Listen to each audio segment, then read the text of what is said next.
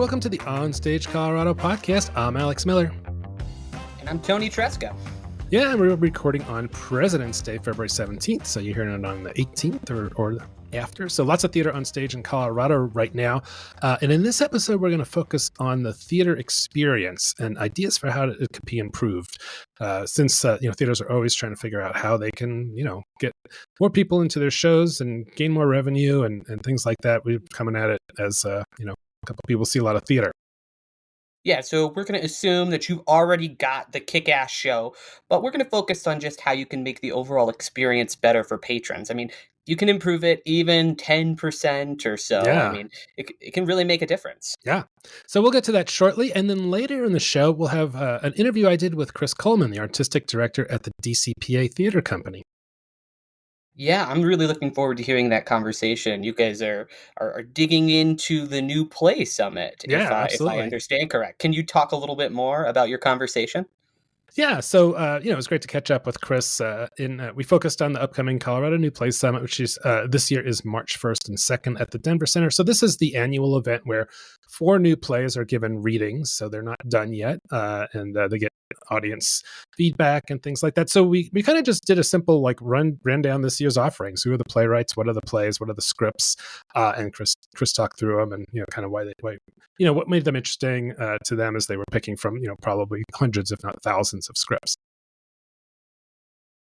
Cool. Yeah, that's cool to think about it from kind of the admin side of you're reading all these different scripts. So how do you put together the final four that will ultimately participate in the public summit? That's cool. I'm looking forward to hearing that. Did you guys dive in at all to the rest of the theater company season? Did you talk a little Shop of Horrors at all, Alex? No, we didn't. We really focused on New Play Summit but yeah, maybe we'll catch up with if not him, then someone else to talk about more of the upcoming shows. So yeah. So we are going to get into our main topic in just a second, but just wanted to quickly say thank you for tuning in to another episode of the OnStage Colorado Podcast. We are the official podcast of OnStageColorado.com and the only podcast dedicated to covering live performance around the state weekly. So thank you for tuning in and supporting what we do here. Yeah, absolutely. So yeah, we will talk about what we saw. So I had the weekend off. I was out of commission for some non-serious health reasons. So I was not out at any shows. But Toni, you were out there. What'd you catch? So I went over to DU to catch the college theater program's production of The Moors. So this is kind of a gothic dark romance, I suppose, is the best way to describe it. It's a kind of riffing on the Bronte sisters, their family relationship, and the stories that they create, which has been a very popular those thematic. Brontes. Yeah, we've been seeing them a lot on Colorado stages recently. Most recently earlier this year with the Jane Eyre by Grapefruit Lab, which we'll talk about a little bit more in our news bag section. Right, yeah, and also the Gin and Gothic show from oh my god, it was last fall. Yeah, I'm blanking on the name as well, but the immersive piece that they did at the Ellie Calkins that was all around the Brontes. Yeah, it's really in the zeitgeist, and this is a play that's been written.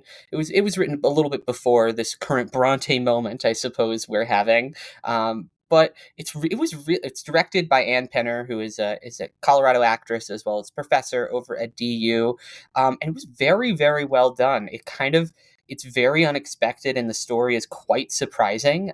It's very violent, very weird, and off kilter. But the performances from the student actors that were in the show were very, very well done. There's a lot, even the smaller performances in the subplot there's this weird romance between a dog and a bird that's happening. So again, it is very, very strange and kind of. It's a great play. I love it. Yeah, Springs Ensemble Theater Company did it a while ago. It was a perfect play for them. But yeah, just real quick, it was Band of Toughs we were talking about with the Gin and Gothic thing. So just to give them a shout out, that was a great show. I can't wait to see what they have next. But they usually have a few years between their shows because they're so ambitious. True.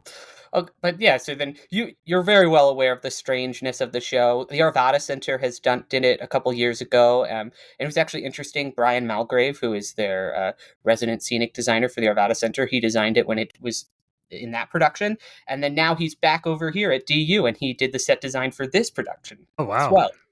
Two mores. What an honor for those kids to have Brian Malgrave come in and do their set. And it's a fantastic set. I mean, as would be expected, the set is kind of a deconstructed building that's literally coming apart at the seams and falling apart the further up it gets, which is just a literal perfect manifestation of the way that the show plays out. Great. All right. Well, how about in the news? Anything going on that we should talk about? Yeah, a couple things. So last week, we discussed Two Cent Lion Theater Company's world premiere of The Tragedy of Medusa on the podcast, and we shared our mixed review of the production, and people had some feedback for us, Alex. They did, yeah. It was one of the most commented reviews we've had, mostly telling us that we're stupid men that don't know what we're talking about, along those lines. Yeah, more or less. Yeah, we received 15 comments on the post and then one on our Spotify feed as well, from a variety of people who shared that we missed, and I quote, the mark on understanding complex trauma, misogyny, and the very real challenges faced by women and femme-presenting people to be believed in our culture. Yeah, and, it really, I think they sort of, a lot of them missed the mark. And like, of course, we love getting comments, whether they're positive or negative, and especially negative, just because it's interesting to see how people, disagree with us, and that's fine. But I think most of what our criticisms had to do with the structure of the play, not so much that those deeper messages. It just didn't all add up in our view. But that's read our review. Yeah, I agree. I actually was very glad to see so many comments on it. It's awesome to see that so many people are going out to attend theater productions and they're feeling very strong, passionate feelings about it. It's cool to hear that people disagree. We're not monoliths in our opinion. We are just two dudes who shared our opinion, and so it's totally cool, and it's awesome actually to hear that other people had a different, more positive experience with the show. But yeah, as you said, I think the bulk of our criticisms didn't actually come down to the inclusion of the sexual assault or the rape element in the piece, but more of how it was kind of felt shoehorned into it in the final moments, and then rather than really unpacking those elements, kind of just had the character, and massive spoiler alert, she commits assisted suicide and then just dies and the show ends. And so you're just kind of left with like, okay, this is the solution, this is the good version of this. I was really left underwhelmed by kind of how it was just kind of tacked on at the end. And I guess the only regret I have with the review itself is that we had originally discussed that a little bit more substantially in the review, the kind of final third act of it, but we ended up cutting that because we didn't want to spoil it for people who might be attending the show. But I kind of actually wish we had kept that part in there, because I think that the themes are really worth exploring. Women and femme presenting people are absolutely not always believed when they come forward about the violence that's committed and perpetuated against them. But I just don't think this was the story to do those themes justice, if I'm being totally honest. It was a little bit underdeveloped. Yeah. So if you want to read some of those comments and see whether you agree with them or not, they're on the attached to the review itself on our site. So we also had some, I guess, mostly fan mail. Yeah, we received a note from listener Peter Vansky. I think please it's excuse me. Vanacek, I'm going to guess. Vanacek. I was like, I'm not confident in that pronunciation that I just blew through. My sincere apologies, Peter, because I do really appreciate you reaching out. He wanted to just let us know that he appreciated the podcast. He's a longtime Denver Theater Company subscriber, so he sees a lot of different theater. And he said he particularly appreciates us spotlighting the smaller venues in the Denver metro area. He says the calendars and reviews are super helpful and helps me check out smaller theater companies who I love to support. One small suggestion, he says, and I quote, not all of us are left-leaning Democrats, and moderates, independents, libertarians, and Republicans are also people who enjoy the theater as much as you both do. Can't we all just get along? Smiley face, keep up the good work. Peter. Yeah. And like when I replied to him, I said, look, we don't usually talk about politics on the show, but right now the arts are under attack by politicians in the Trump administration and beyond. So we feel it's our duty, really, for everybody to speak out. Whatever part of the world that that is near and dear to you is being attacked, everybody needs to speak out about all of it. Yeah, and I replied something very similar. I really did appreciate Peter reaching out. It is absolutely important for us to consider that people of a variety of political persuasions are listening to this podcast, and so appreciate you letting us know that maybe some of our commentary didn't articulate the roundness of the political moment, but I ultimately do agree very much with Alex, and particularly in the conversations about larger funding cuts that are happening. I think it is absolutely critical that we to talk about them honestly and openly. And we're going to try to do that with at least a little bias as absolutely possible on this podcast, and keep it focused on the art, because that's what the show is all about. That's right. And then you had our friend John Moore did a piece in the Denver Gazette that you wanted to touch on. What was it about?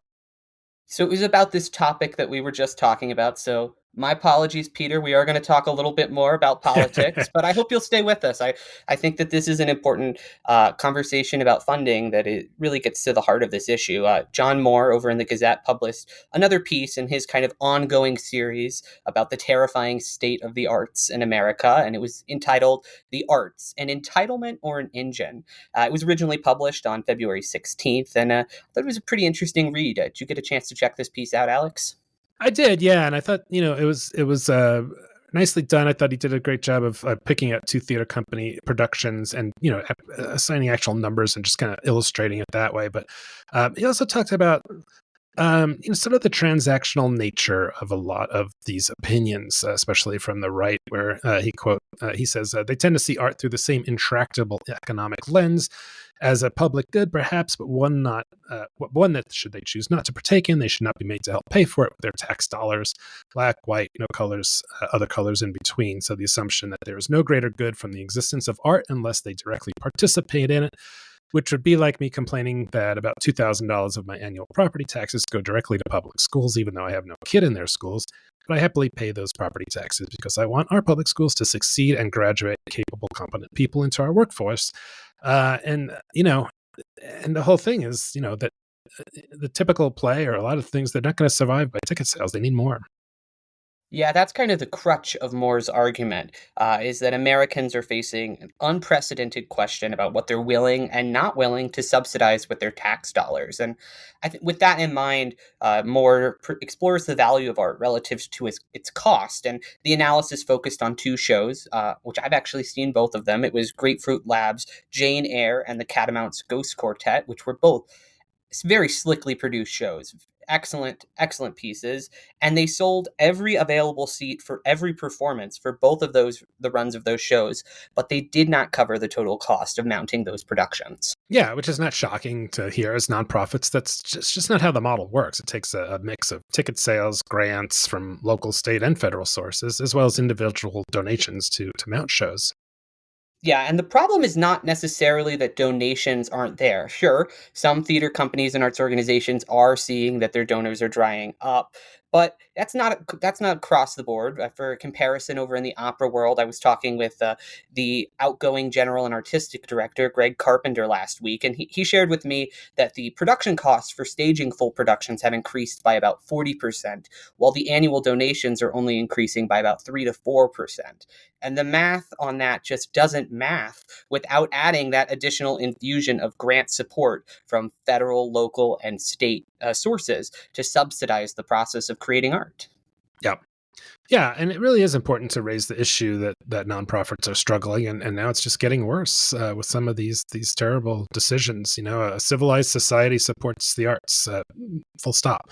And so, how do artists keep creating if those funds start going away? It's a sad world without arts and culture, where everyone is just watching reruns of Friends on their couch and bitching about the lack of local options. I mean, even the old Soviet Union supported the arts. So where are we going in the U.S. where everything is just purely transactional? Yeah, I think there's a lot of value in what Moore does by highlighting these two specific organizations' models, and then he contrasts it pretty nicely, I think, with the Denver Center's model, that they subsidize their programming, yes, through these auxiliary revenue sources that we've mentioned already, but most specifically, they make up a lot of their shortfalls by bringing in touring Broadway productions that they literally subsidize every other department that the Denver Center does. Not a single other division is profitable, but they don't need to be. That's by design. That's their model. And so I thought that was an interesting point of comparison, but I also kind of wish maybe the piece had gone a little bit deeper, talking a little bit about what's going to happen now, because I think specifically because those two organizations that he chose to highlight are not full-time producing organizations. They do a couple shows a year, and Grapefruit Lab is more of they produce shows whenever they have a show that they really want to stage / they have the resources to get that up. I think that the piece's depth is a little bit limited. I would have been curious to hear how other organizations with full-time staff and year-round seasons are kind of thinking about this issue as well. Yeah. Like I think you mentioned, like the Firehouse Theater Company is a great example of a theater company that puts out great stuff. Absolutely, has the benefit of I think a pretty low cost space there at the John Hand, but how do they make it all work? And then there's the the rural folks. There's there's Denver and Boulder companies that are in liberal environments, and that's intriguing. But it's also wondering whether companies outside the metro area are more of risk at losing funding for shows that are accused of, God forbid, having DEI elements, which most people had never even heard about. It was kind of like It was what was the thing, the Boogeyman a couple of years ago? It was racial. What was it called again? Critical race theory. BLM, that nobody had ever heard of. Yeah. And all of a sudden it was like the most important thing in the world. And now it's DEI. It's like, it's unbelievable that it really reminds me of McCarthyism and the way they're going after like these things, and sort of making them the root of all evil. So, and you wonder about like, a little town that's kind of on the red side, and they've got a theater and they want to do, something with gay characters or drag or whatever it is that makes them upset, or even talking about the history of racism or oppression of Native peoples and things like that. It's like where does the managing the money get intruded upon by ideology and things like that. Yeah, and I think that these are really important conversations to have out in the open, and I think some specific solutions that are important to talk about as well is encouraging people, if this is an issue that really matters to you, you need to be reaching out to your local, state, and federal representatives to make sure that they keep grant funding amounts at a stable or even increase the amount that they're able to offer folks. That means getting on the phone with people. You may get some you may have an unpleasant conversation with them, but then at least that your voice is getting heard. They have to take that into consideration. And additionally, I think organizations can also explore some other innovative revenue streams, like continuing to partner with corporate sponsors, crowdfunding, and continuing to invest in educational outreach programs that'll generate some income to just kind of round out the full nonprofit model. Right. Yeah.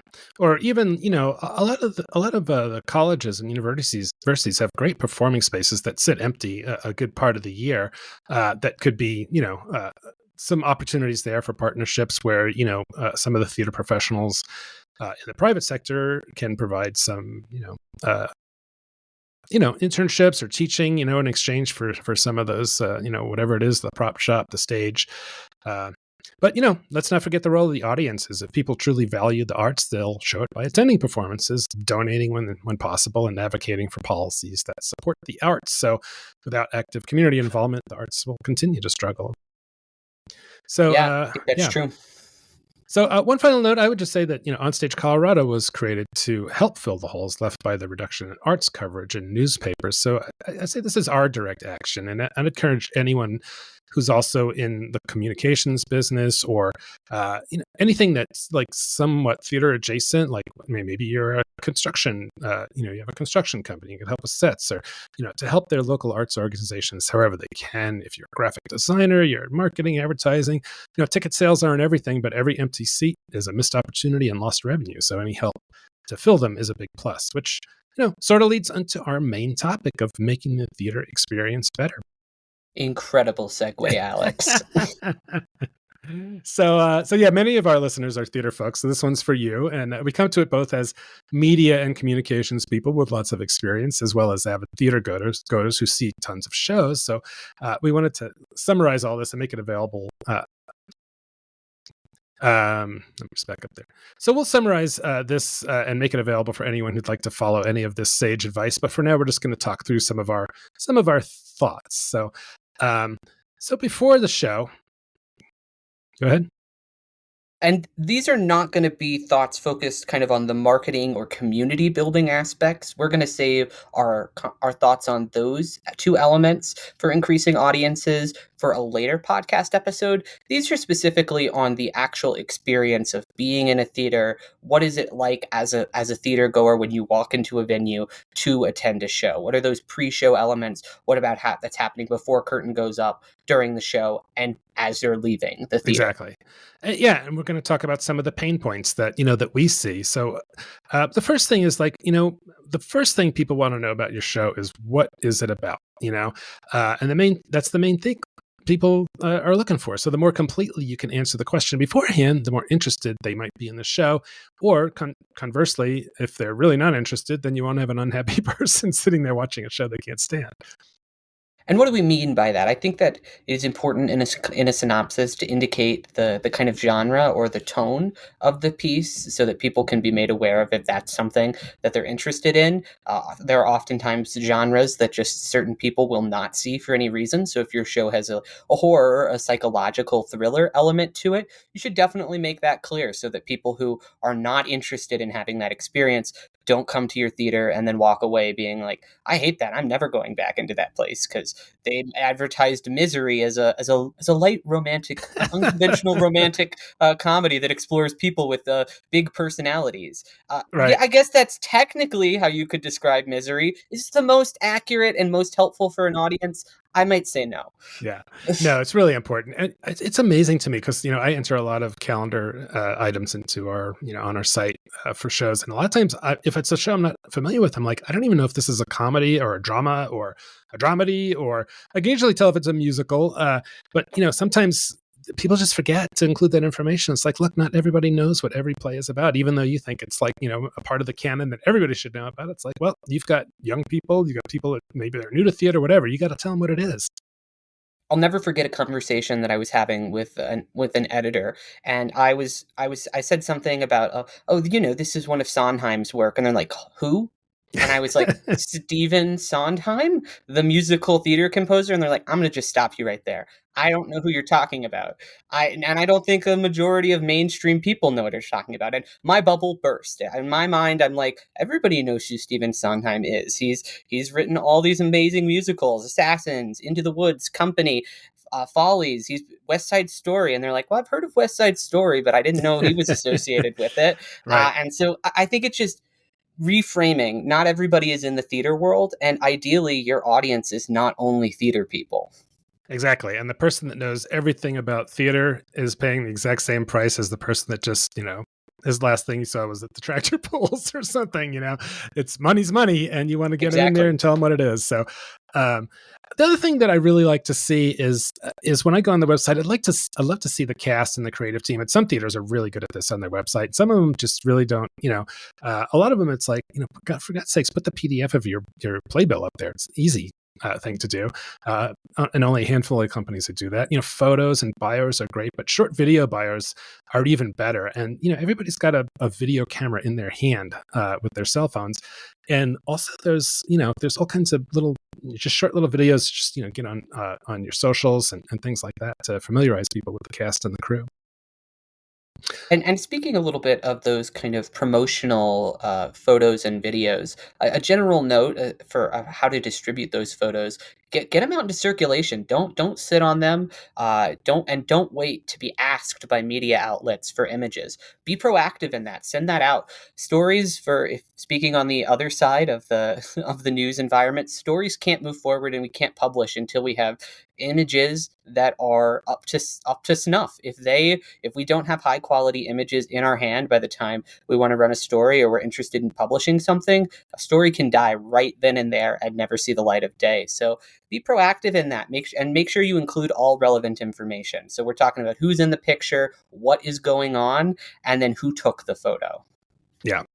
We'll talk about this more when we talk about marketing, but I tell you, it's one of my biggest frustrations is the photo thing, because a lot of theaters pay for them, and you have to like practically beg to get them, and then they come across there's no IDs, there's no credit, or they send you a link to like 1,000 photos, without doing any selects that that they would like to see. So yeah, kind of a pet peeve of mine, but we'll talk about that later. But another one is, if you've got a dramaturg involved in any way, they should absolutely be part of contributing something to your website and socials about the background of this show, and they're great at that. They would love it. Old dramaturgs want to be taken out of the shadows a little bit to to show what they know. And then don't forget basic information. Is there an intermission? What's available at the bar? Is there a bar? Are there snacks? One of the things I love at Miners Alley, and as far as I know, they are the only theater doing this. They post a sign at the entrance to the auditorium about what the run times for the show, what each act is going to run, and what the intermission is. And it's a really great example of trying to answer that basic question. Because a lot of times I'll sit down and I have no idea if there's an intermission. I kind of like to know that. Or how long it's going to be till intermission, or the distribution of time, or whether or not you'll be able to get something at the bar at the intermission or buy a water or something. Miners Alley posts all that information on that sign, and it's very helpful, very clear, particularly for people who have never been into your space before. We're obviously coming at this from an angle of, we go to these theaters a lot. We go to a lot of different theaters. We repeat. We're not really necessarily the people that we're talking about who this will be helpful, really, really helpful for. We're talking about the person who just is coming to your theater for the first time, and they don't want to have to guess. They don't want to feel like they're left out of the experience. So these tips, I think, posting that sign to just let them know what exactly they're into when they sit down for the show, I think that's one way to make them feel like they're a bit more part of the process. They're in on the theater community. Yeah. And it's also a great example of something that's easy and cheap, if not free. I mean, you're printing out a couple of pieces of paper. So absolutely. What about refreshments?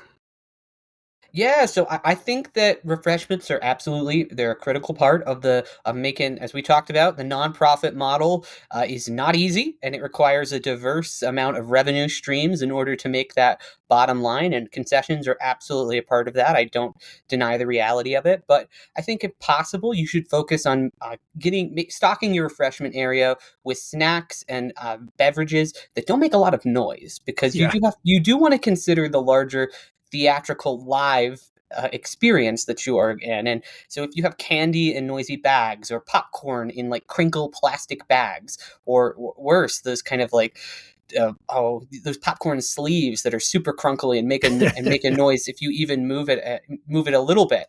Those are things that are going to detract from the experience. So what can you do?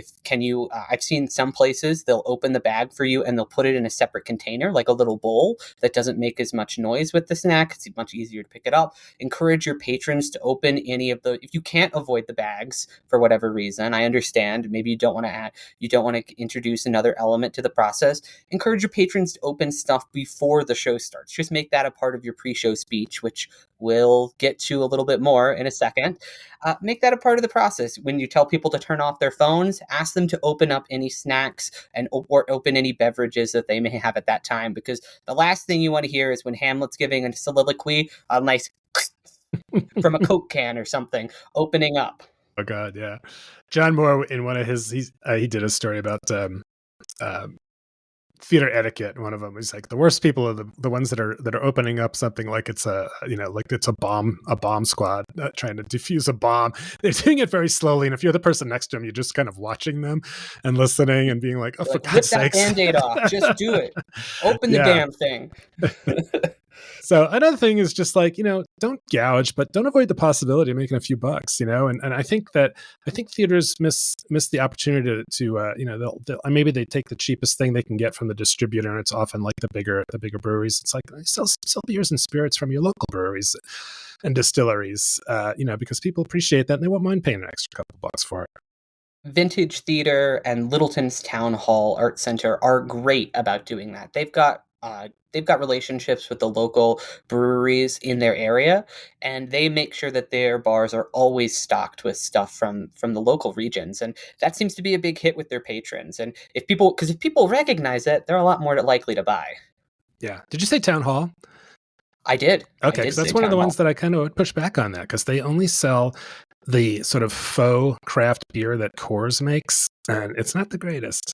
It's like I can't remember what they call it, but They've changed recently in the have last they? year. Their options at the bar. They put a lot of time into. They had, I believe, it was their patron service manager, kind of completely revamp the bar experience and negotiate a lot more of those local partnerships. So I'd recommend going back and giving their bar another shot. Okay. They've got some different options there now for you. Okay. I always like to shout out Miners Alley too. They've got That's so another good one. the New Terrain, the brewery in Broomfield, is one of their locals, and man, they make some really nice IPAs and stuff. They have those on tap. So speaking of taps, so bathrooms is another thing. Make sure they're clean. Some theaters have terrible restroom situations, and I know sometimes it can seem like impossible to change, and maybe in some cases they are. But man, if there's anything you can do, even if you do a specific fundraiser to please help us fix our bathrooms, it's important. And I would say, this has become a thing, but think twice about the multi-gender restrooms. And this could be, maybe we'll talk about this another day, but I've talked to some women, including my wife, who are like, I'm not going in there with guys. So, Yeah, I've definitely had conversations like that. I feel I've had the most conversations about that at Vintage Theater's space, because yeah. Vintage Theater kind of they converted what was a traditional kind of men and women's restroom into, they just took the signs off and now you can kind of go wherever. One still has a space with a urinal in it. And so it still does feel pretty gendered and kind of not a true articulation of the kind of all gender bathrooms like exist over at Miners Alley or Wonderbound's theater hmm spaces. And I feel those work a little bit better because it's just one big hallway. All the doors totally lock Yeah. from the inside. You cannot get in. And You the don't walls go see to the anybody when you're in ceiling. there. And Yeah. the walls go to the ceiling. It's exactly what I was just about to say. I think it feels a little bit more thought out in those spaces, and I think it works a little bit better. I have not heard complaints about that. That doesn't mean that they don't exist, but I have not heard people complain in the same way in the Miners Alley or Wonderbound space that I have heard comments about over at Vintage. All right. Well, let's switch to at the show. So you've gotten to the theater and you're sitting down, and what do you want to touch on there? So I would say, as a general note, and we've talked about this before, limit those curtain speeches. Nobody gives a shit about your sponsors. I'm sorry. Honestly, probably your sponsors don't even care that much about hearing you just rattle off their name in a cattle call with a whole bunch of other different groups Yeah, they're probably indistinctly not and there anyway. indiscriminately. And they're probably not there anyway. So limit those curtain speeches. I would say also do your best to start on time. I feel this has been a growing trend since the pandemic, in that Yeah. theaters are a lot more willing to hold houses for a lot longer than they used to be. We're talking starting 15, 20 minutes past the posted start time. And that, if you're that late, it leaves a bad impression in the audience member's mouth, particularly those who are not common theater goers. They see it's advertised to start at a certain time, and by golly, they want to see it start at that time. Yeah. Think about it this way. You're punishing 98% of the audience in favor of who were there on time and to accommodate the 2% that weren't. So, and I don't think it's the end of the world if you hold house for like 5 minutes or something. yeah. If you've really got, or if there's an extenuating weather circumstance, and use your brain. Obviously, if it's snowy out on the roads and half your house isn't there, that's just a little bit of a different story. But if you're holding house to wait on two people because not every single person on the list who you have has shown up yet, I think that's a losing battle, because oftentimes those people don't show up anyway. There's quite a few. Had this conversation over and over again with theater producers. Is that since the pandemic, there's a lot more no shows. It's about 10% often of houses that just don't end up. They buy a ticket, they say they're going to come, but then they just don't show. Mm-hmm. Weird. What about so we love to talk about trigger warnings. We talked about doing a whole episode on it, but it's probably maybe too much. But I think spending time on a curtain speech talking about trigger warnings or spending a whole lot is, I think if you had an age recommendation on the ticket page or something like that, you probably got it covered. And if anybody has like a particular sensitivity that they're concerned about, they're going to ask anyway, wouldn't you think? I would think so. I think Curious Theater does a pretty good job with this, and that they do post those age recommendations that you mentioned, and then they say additional information about the content is available upon request. I think that's the way to do it. Be open and transparent about that. If there is any sensitive material in there, about that, you can even allude to that in the plot description itself, and then also indicate that via the age recommendation. Who is the show? Who would this show be appropriate for? And then mention that you have additional information available. But I particularly, in the curtain speech, if you're thinking about how do I start on time and how do I not have a really long curtain speech that drags on, cutting those sponsors and the trigger warnings, I think, are a good, easy, quick way to kind of tighten those up. I would also say never have the director do the curtain speech or any part of it. Let their work speak for itself. I could not agree more. I couldn't agree more. And then changing topics just slightly, talking a little bit about accessibility and inclusivity in the theater. We mentioned we can all fall into the trap of being so familiar with the place that we forget that someone there can, for the first time, can get a little bit lost. So, or maybe don't feel as comfortable in that space. So here are a few of those things to think about. I think seating considerations, ensure that your seating options accommodate those with mobility challenges, and avoid cramping in extra rows that make access more difficult in a space. Yeah, and if you do need to add audio and visual aids, you can offer captioning or ASL interpreted performances for deaf and hard of hearing patrons. And just make that known that on whatever March 7th we're going to have that show for those folks, and provide audio description options for visually impaired guests as well. Same with the sensory-friendly performances, with adjusted lighting and sound effects for those neurodivergent audience members. I think that those are really important parts of making the theater experience a little bit more accessible for a wider variety of people who maybe feel like theater is not necessarily for them. But if you are going to do these efforts and you're really going to put in the time, make sure you advertise them. Don't just assume that people will find that information. Make it very well known. Share that information on your social media. Share it with groups in the community to whom this information would be relevant. Make sure that if you're going to put in the time to make your experience more accessible, share the word about that. Make sure people know. Yeah, and moving from that also is clear signage in the theater. So make sure that first-time visitors can find restrooms, concessions, exits, accessibility seating, things like that. I remember when I first started going to shows at the Denver Center at the Buell. I mean, it's overwhelming when you first walk in there. It's such a big space. There's so much going on. And, now I can walk in there and not need ushers or anything like that. But, just remember there's always somebody there for the first time. So, also, there's a lot you can do in your lobby, like providing a couple of comfortable seating areas. It doesn't have to be anything fancy, but also some pre-show content displays that maybe, especially if it's any kind of historic aspect to the play. And this is again where if you do have a dramaturg or anybody like that can add that, but to give something people to look at, and a place to sit while they're waiting for, something something else. And make sure that you've got a kind of a bag or a coat check kind of place. It doesn't have to be anything super fancy, but if people are stuck holding large bags or winter coats, that can make your theater space more cramped than it needs to be. Yeah.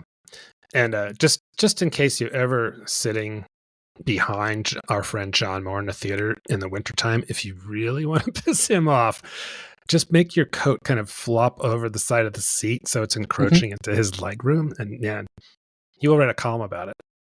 Absolutely. Yeah, the more you can intrude on John Moore's space, the better. I kid, of course. Yeah.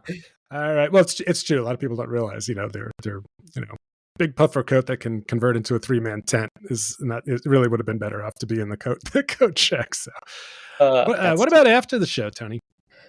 Well, I would say after the show, if you are considering doing a talk back, don't do it. It's simply, there often they feel more painful and drawn out than they need to be. Most of the time after a show, I think, as we said with the pre-show speech, just let the work speak for itself. You don't need to have an overly didactic conversation in which you explain the themes of the show for people as if they weren't paying attention to the 90-minute to 2+ hour show that you just presented. I think unless you are Betty Hart and you are an expert facilitator and you can really manage people who are coming at you with all kinds of questions, I would really just recommend not doing it. They're rarely effective. Yeah.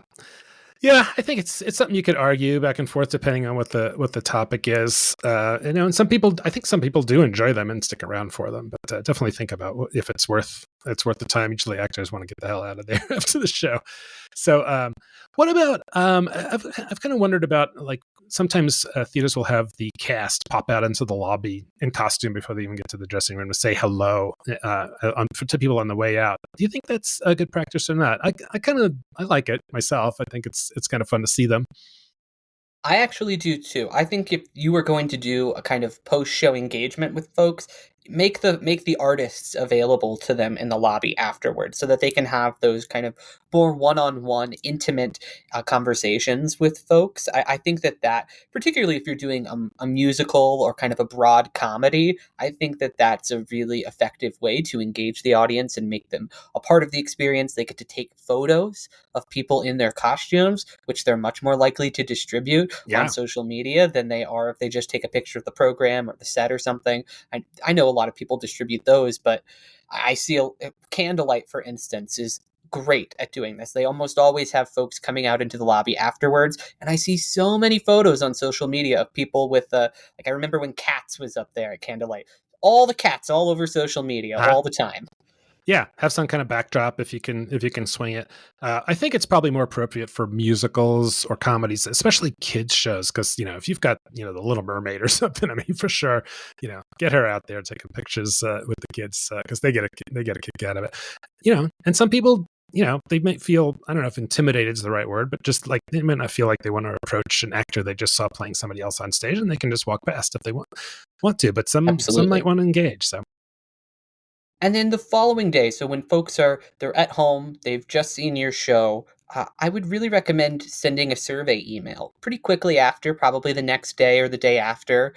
Vintage Theater is great about doing this, as is the Denver Center, to just kind of ask people what they thought of the show, good, bad. Ask them give them the opportunity to comment on the experience itself, and then I would really dedicate at least one day a week to really reading those. Read all of them and take them seriously. If a patron, a customer of yours, has taken the time to comment on the experience and given you some insight into what they thought and how it affected them, you should be taking that seriously, good, bad, or ugly, because those are the people who showed up for your show, and so you want to know what they thought. Yeah. And then if you did make changes based on any of those comments or suggestions, make sure you publicize that so people know when they do fill out the survey, it's not for nothing. Because these days you get a survey for everything. It's like, I bought a roll of paper towels the other day and I got a survey like, how was your paper towel buying experience? It's like, I don't care. It's like, but it's ridiculous. It's gotten a little carried away. But for this, it's really, it's very subjective and people definitely have opinions about it and it's worth hearing about. So yeah, send that out. And also if you have any, reviews that have come in from these scarce reviewers that are left, especially if they're positive. But as we've said, even if they're not totally positive, you can always cherry pick some of the good stuff and put that out there and use that stuff. So we'll dive into that kind of stuff and more when we do our marketing and community building as episode as crucial aspects of making your theater work. Totally. But now we are going to take a quick break to hear from our sponsors, and when we return, we will share our top 10 Colorado headliners, as well as Alex's interview with Artistic Director of the Denver Center, Chris Coleman. The OnStage Colorado podcast is supported in part by the Colorado Springs Fine Arts Center, whose production of In Her Bones runs February 13th through March 2nd. This world premiere production explores the complicated legacy of crypto-Judaism in the Southwest, illuminating an unlikely tale of secrecy, faith, fear, and how we pass on culture when written records are too dangerous to keep. We're also supported by the Aurora Fox Arts Center, whose production of Gee's Bend runs through February 23rd. Step back in time to the Deep South and experience the resilience, artistry, and spirit of the African American women of Gee's Bend in this heartfelt historical play. Tickets at aurorafoxartscenter.org. OnStage Colorado also receives support from Candlelight, presenting the classic Rodgers and Hammerstein musical Oklahoma, where a high-spirited rivalry between local farmers and cowboys provides a colorful backdrop for Curly, a charming cowboy, and Lori, a feisty farm girl, to play out their love story. Running January 23rd through March 30th in Johnstown. Tickets at coloradocandlelight.com. Support for OnStage Colorado also comes from the Boulder Ensemble Theater Company, Betsy, whose production of Hope and Gravity plays at Boulder's Nomad Playhouse February 21st through 23rd. This puzzle of a play touches on love, sex, and the tenderness that lies beneath the surface of our interconnected relationships. Tickets at betc.org. And we're sponsored by Miners Alley Performing Arts Center in Golden, presenting Morning After Grace through March 2nd. A heartfelt, charming comedy by Carrie Krim that explores unexpected connections and second chances. All right, we are back and ready to hit this week's Colorado headliner. So these are some of the upcoming shows that we think you should know about in no particular order. But Tony, what have you got to start this week? So last week on the show, we talked about how we love one-act play experiences, and we were frustrated that more theaters weren't doing them. So this week, I come back with an example of another theater out there who is doing this evening of one acts. It's the Butte Theater in Cripple Creek. They're doing love stories. 2 one-act romantic comedies. They're doing The Proposal, a farce by Anton Chekhov, and The Welsh Honeymoon by Jeanette Marks, in rep back to back in those kind of settings. There, the run started on Valentine's Day and it goes through the 23rd. So only one more weekend left to check out these shows, but sounded like a fun pairing. Yeah, I love those shorties. My first one is. It's just one night at the Newman Center. There at DU in Denver. It's called Le Patin Libre, which is a Montreal. It means the free skate. It's a contemporary dance on ice troupe from Montreal that transforms athleticism into a means of artistic expression. And so it sounds really interesting. The amazing choreographic and theatrical potential of Glide. This is. I'm curious to see how they do an ice sheet there at the Newman Center. I'm not sure if they're doing it outside or what they are, but it's also indicative of the kind of interesting stuff that the Newman Center has going on all the time. And it's there's a lot of fairly esoteric stuff that may not be up your alley, but sometimes you look at it and you're like, wow, that sounds really interesting. So Le Petit Libre, Newman Center on February 22nd. Very cool, pun intended. Yeah. My next headliner is in the Boulder area. It is the world premiere of Chasing Breadcrumbs, presented by the local theater company up there. This is going to be at the Dairy Center, February 20th through March 9th. And this is a play written by Michelle Tyreen Johnson that the company presented as part of its 2024 New Play Festival. I actually saw the reading of it. It's very, very funny. It follows a Black playwright named Serena, who has been commissioned to write a play by a well-heeled group of white women with questionable intentions. Throughout the course of this play, Serena navigates a minefield of privilege, creative compromises, and rewritten history. I would say that's a very apt summary. It goes in some very wild and unexpected directions that is kind of perfect for an off-kilter absurdist comedy. This is being directed by friend of the podcast, Betty Hart, who is also the co-artistic director for Local, and I'm looking forward to checking this one out. I'll be there on its opening night on the 22nd, because those 2 previews, February 20th and 21st, are the preview evening. So will I see you out there, Alex? I will be there. Yeah, I'm looking forward to that one. Yeah. Sounds fun. My next one, a little more serious. It's In Her Bones at the Colorado Springs Fine Arts Center, February 13th through March 2nd. So this is up now. It's got a Colorado theme to it. It's a blizzard forces a first-year student from UC Berkeley to wait out a storm at a rural highway gas station in southern Colorado, and she's forced to confront a past that's both fleeting and that she is both fleeing and seeking out. So she shares memories with the store owner to pass the time, and another world creeps in of shadows, forgotten prayers, and secrets hiding in plain sight. So that sounds pretty intriguing, and I know April took our correspondent in the Springs will be at that one, so we'll have a review of that on the site. Great. My next headliner is a one night only song cycle that's taking place at the Bug Theater on February 21st called It's My Head. So, this piece explores themes of mental health, intervoices, craziness, and split personality. It's being done by Wild Beautiful Orchestra, which is a group of classically trained musicians based out of Denver and the Boulder area. And they're going to be doing 10 songs by 10 different artists that explore themes of craziness. So, sounds like a pretty cool show. They're going to be featuring music by Nirvana, Pink Floyd, Radiohead, Joni Mitchell, Smashing Pumpkins, Veruca Salt, Steven Wilson, and more. So, should be a pretty good mix of music at the very least. Yeah, that sounds fun. All right, my next one is going down south a little bit further from the Springs in Pueblo. Steel City Theater is doing The Play That Goes Wrong. So this is a familiar title around here. A lot of theaters do it, but it's just so much fun. I always get a chance to see these. I'll usually get out to it. So February 21st through March 9th. So it's all about this. It's the Cornell University Drama Society's newest production, Murder at Haversham Manor, and it's just kind of play where like shit's falling off the walls, and actors are coming on at the wrong time or not at all, and tripping over things, including their lines. All these accident-prone thespians. So it's a lot of fun. And also, if you dig that one, I think they have a couple of other iterations. I think they have a one-act play that goes wrong, but they also have some stuff that they did that you can find, I think, on Netflix, where they're actually filming them, so that gave them a lot more leeway for special effects, and some of them are just fantastic. You want to check those out.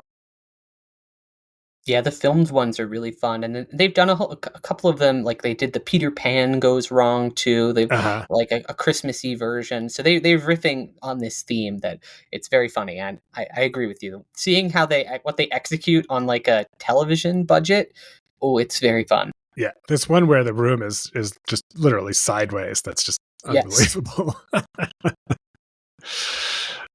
Totally different direction.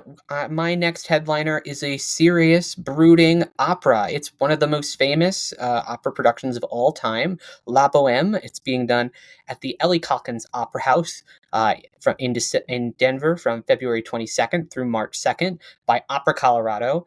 And this story it's the story that Rent, the musical, is actually based off of. So it follows a group of artists who live in the bohemian lifestyle full of complicated relationships and nights at the cafe on a starving artist budget through the tumultuous relationships between Mimi and Rodolfo and Marcello and Musetto. Puccini's best-known opera encourages you to fully appreciate the fragility of love and life. Well, yeah, I think La Boheme is kind of a gateway drug for opera. I think it's a little more accessible than a lot of operas, I don't think I've seen it, but I haven't seen that many opera. What about you, Tony? You much of an opera guy? I dabble in opera. I can't say I've seen a ton of them. I saw a really great production by Central City Opera of Romeo and Juliet a couple of years ago that stuck with me. I've seen Madame Butterfly before. I've seen La Traviata. I've seen La Boheme before, although I think I am gonna check out Opera Colorado's version of this because as I mentioned it earlier in the podcast, I was talking with Greg Carpenter, who is the general and artistic director over there, and he told me that their riff on La Boheme is they're setting it in the 1930s, so it's a kind of a bit of a twist on it. Okay. They're updating it from its more classic setting. I think it's originally in the 17th, 18th century, around there. So they're updating the time period. It's going to feel a little bit more modern in that regard. So yeah, I'm curious to see this opera in a slightly new way. Cool. All right. Well, I'm going to continue my journey south all the way to Durango, to Fort Lewis College, which is doing The Servant of Two Masters, February 21st through March 1st. So this is the Commedia dell'arte, the original version of One Man, Two Governors, which was an adaptation we saw a couple of years ago at the Colorado Shakespeare Festival that we both loved. So this one is schemes, quarrels, romance, physical comedy, awkward encounter, mistaken identity, hot pursuits, and a little light jello balancing, whatever that is. So it sounds like an awful lot of fun. And down there at the Fort Lewis College, they have a really robust theater program down there. So if you're in the Southern Colorado area, it'll be February 21st through March 1st. Cool. I'm going to end us on a one night only sketch show. It's called Mean Girls: Live, Laugh, Lovecraft at Chaos Bloom Theater in Denver on February 23rd. It's hosted by Frida Slaves and is produced by Agenda Theater, which is a troupe dedicated to staging bold LGBTQ plus narratives. And it's going to feature a pretty cool lineup. It's got burlesque by Mr. Valdez, drag by the aforementioned Frida Slaves, performance by an artist called Weird Al Spankovich, who does kind of performance art stuff, a clown work by Skeleton Key, and then some sketches by, as they call it, your favorite group of queerdos from Agenda.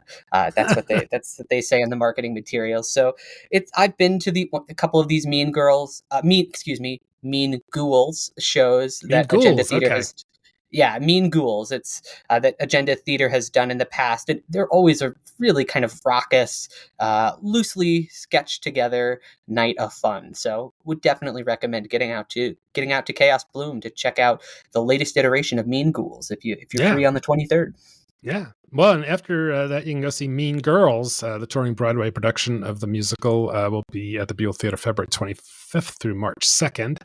But that wasn't one of my headliners. The other one I wanted to mention was A Naked Mole Rat Gets Dressed, the Rock Experience. I mean, with a title like that, how can you not go see this? It's at the Colorado Springs Fine Arts Center at Colorado College, February 28th through March 30th. And so it's definitely a kids show, but I think it's also one they say is pretty fun to go to for anybody, any age. So it's a rock and roll parable with messages based on a children's book by Mo Willems.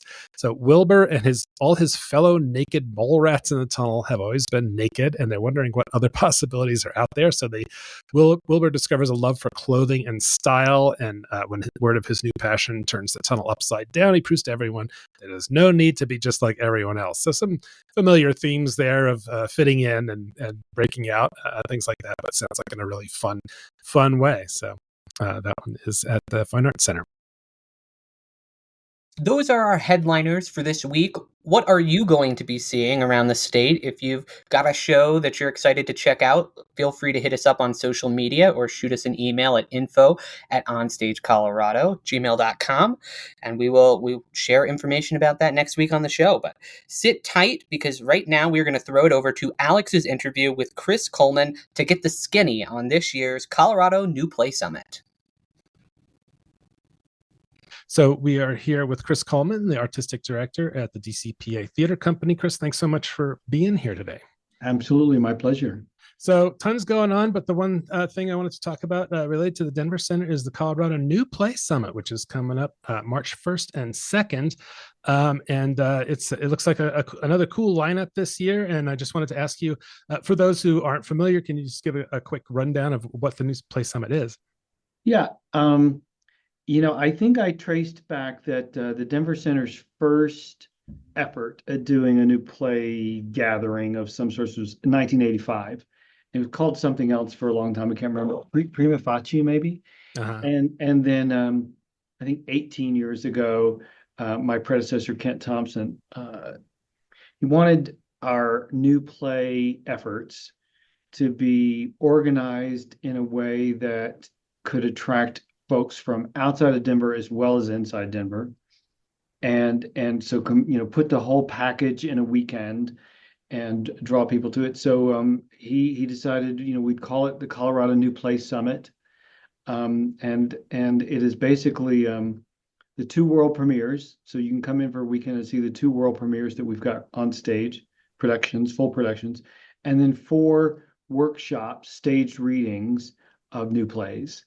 And the playwright of the workshop gets they get a director, a dramaturg, and a cast, and they get a week to rehearse, and then we show it in front of an audience, and then we gather audience feedback, which can be really, really helpful sometimes. Right. I remember there used to be these little green pieces of paper that they would hand out. Is it done electronically now? I can't remember. It seems like it's all through a QR code. Right. And there's some very good reason for that, Alex, that I'm forgetting.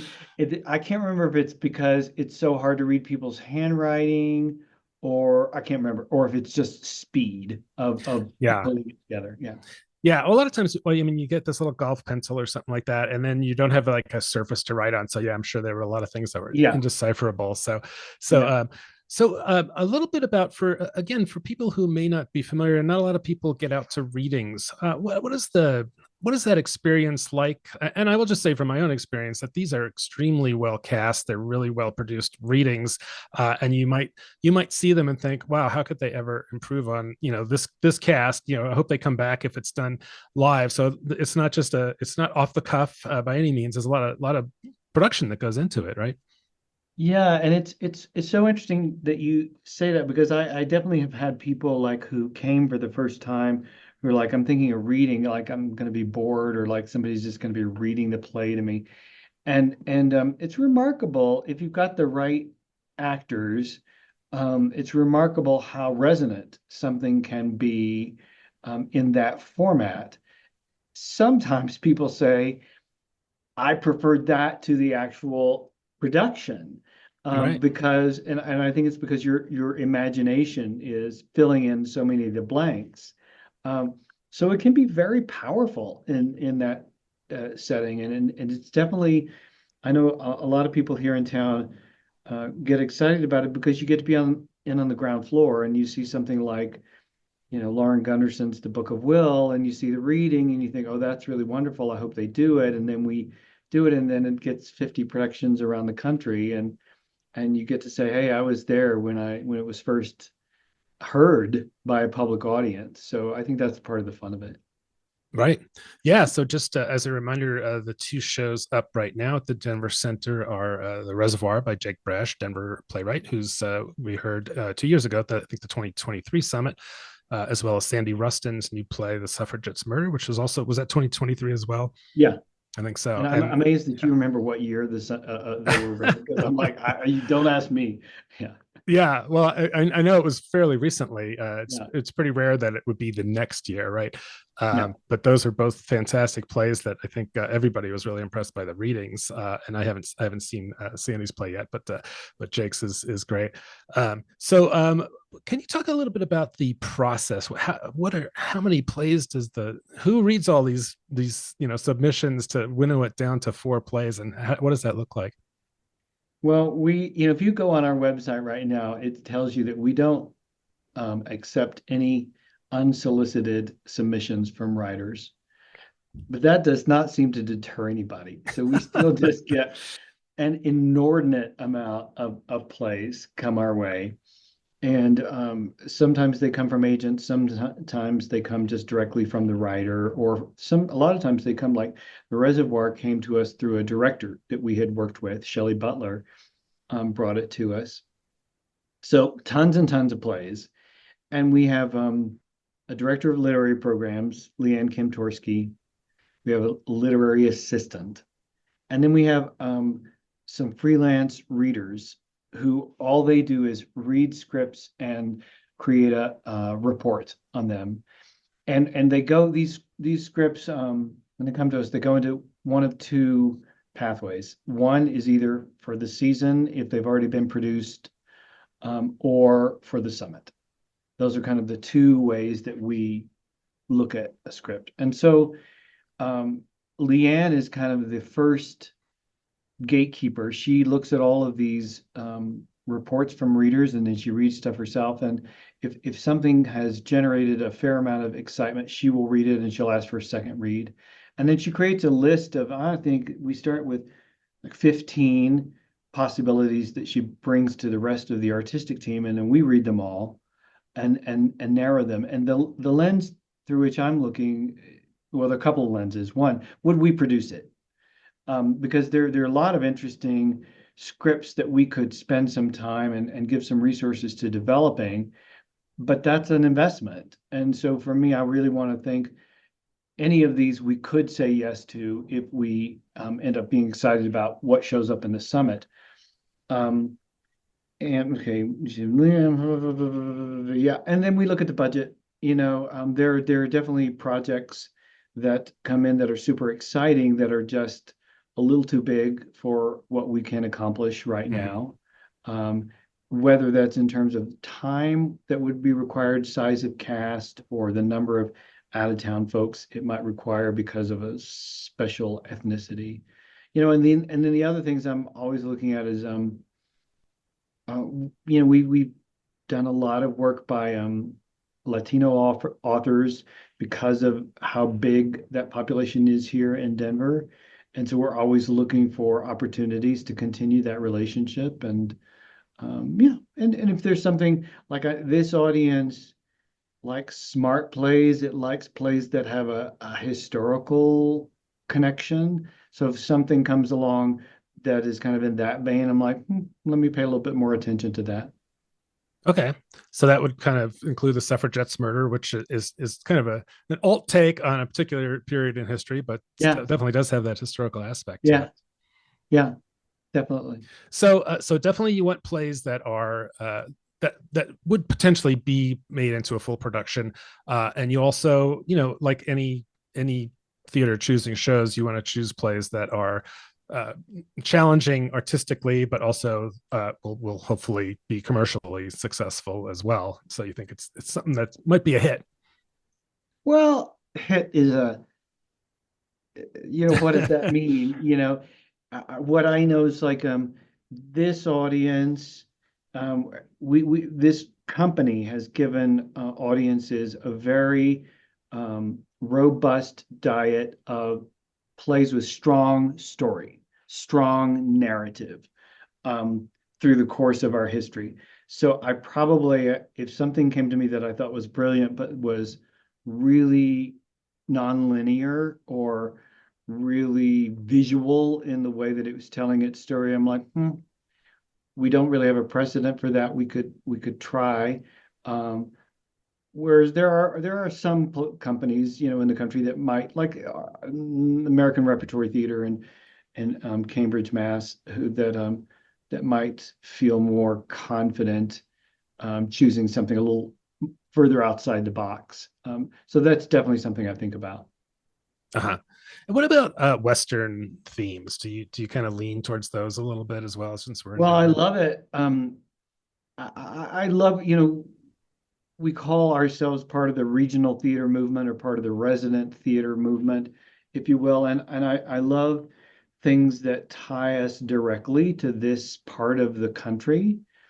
And so you saw that in Rattlesnake Kate. There's a long history, with this company, with Quilters or Laramie Project, or the I can't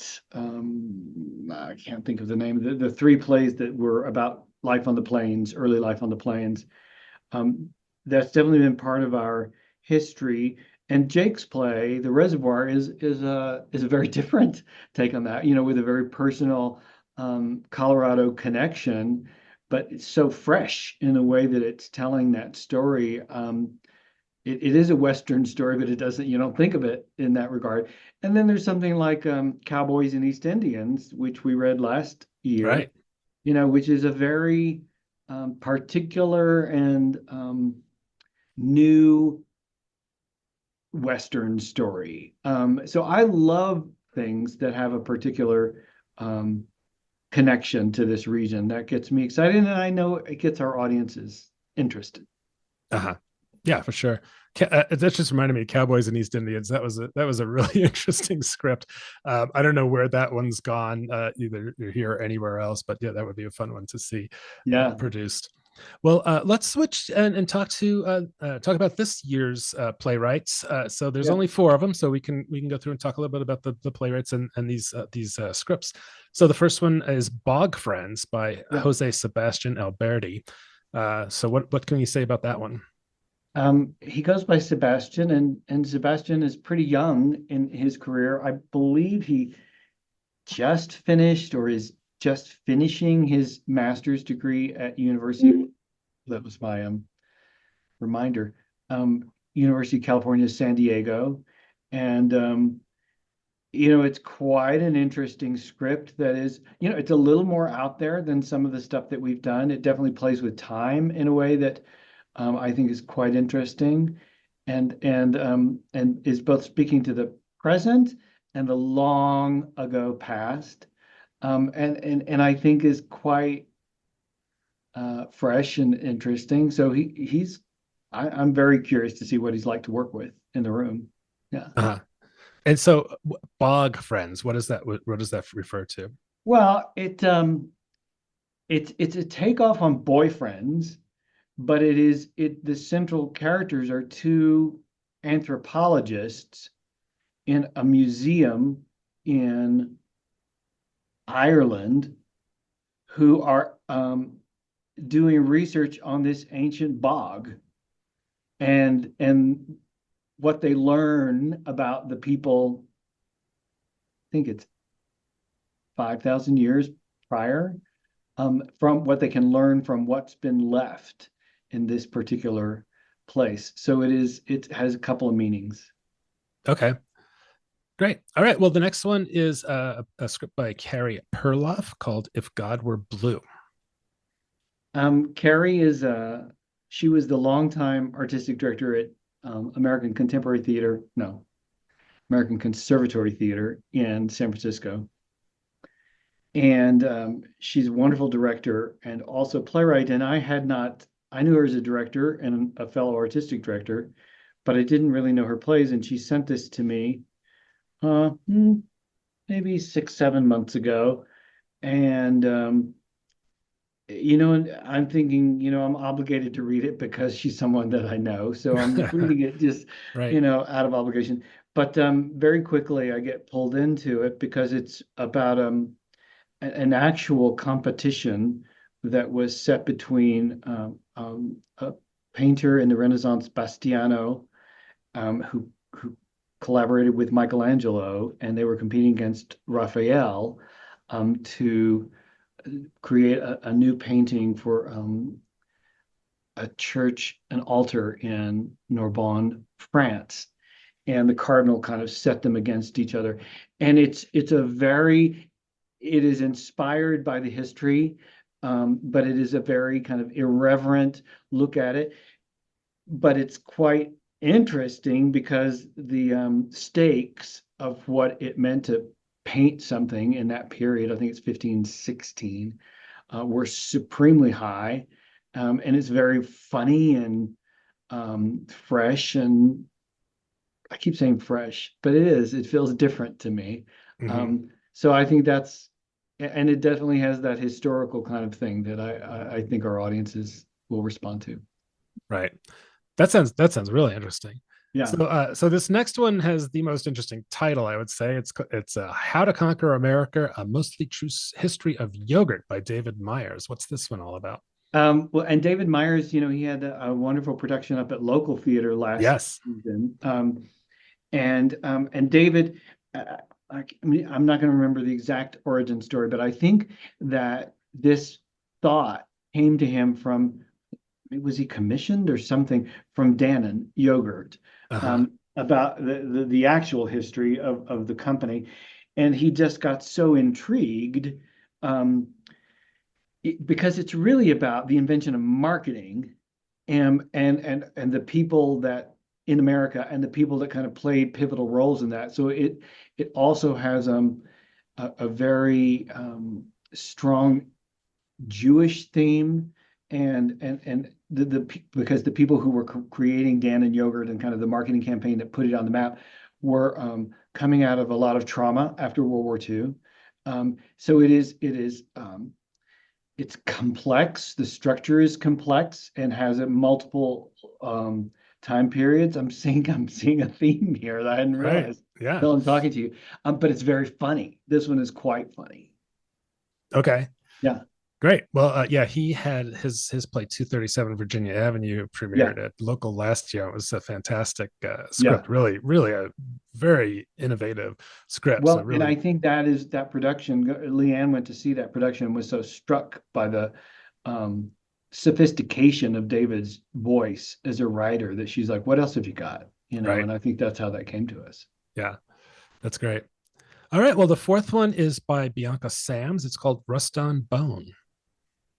And this one is a thriller. It's 4 people, and it is an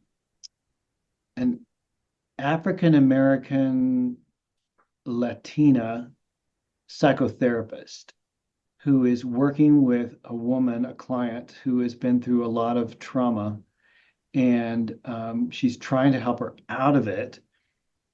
And the patient's, I can't remember if it's her boyfriend or her husband, shows up and is not happy about what's happening, and it is pretty intense, what unfolds, and the realities also dissolve some. So you think you're in one reality, and then you realize, oh, maybe I'm not quite in that reality. So this one definitely feels like an action story. It definitely excavates the racial complexities of those relationships, but it's also about how you find your way out of trauma, and if you're the person who is facilitating, how you don't get sucked in by it. Okay. What can you tell us about Bianca Sams, the playwright? Very interesting writer who's doing a lot of television these days, as well as writing for the theater. And I think this is her first project that she's done in Colorado. Okay, great. Yeah.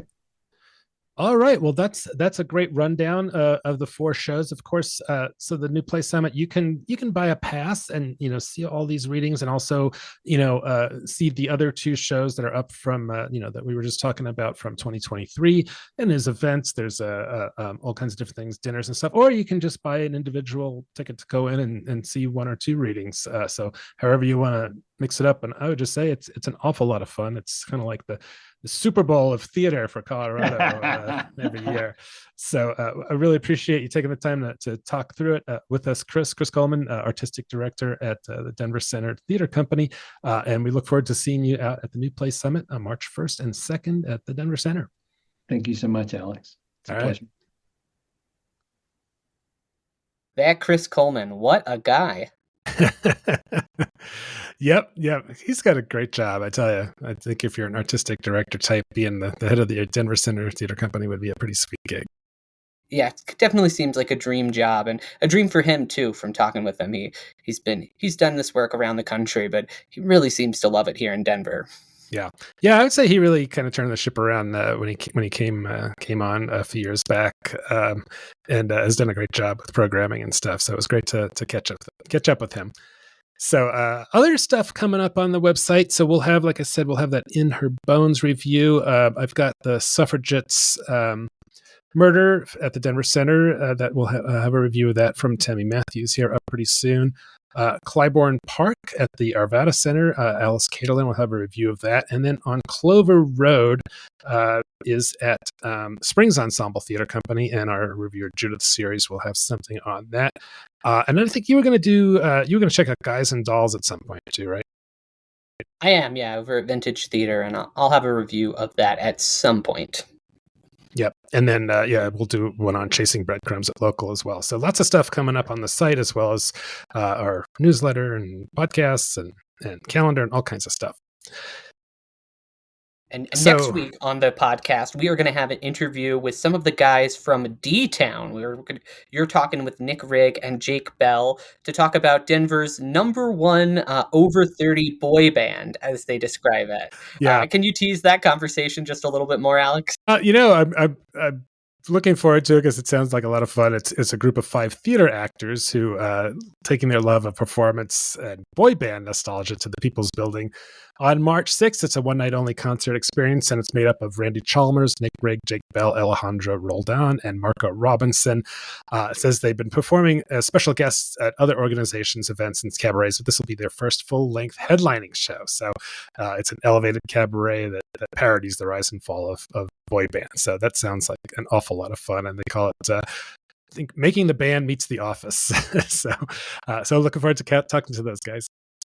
Nice. That sounds like it's going to be a really sick conversation. So if you want to stay up to date on what is going on in theaters, comedy venues, opera houses, and dance troupes all around the state, subscribe to the OnStage Colorado newsletter, which comes out every Thursday.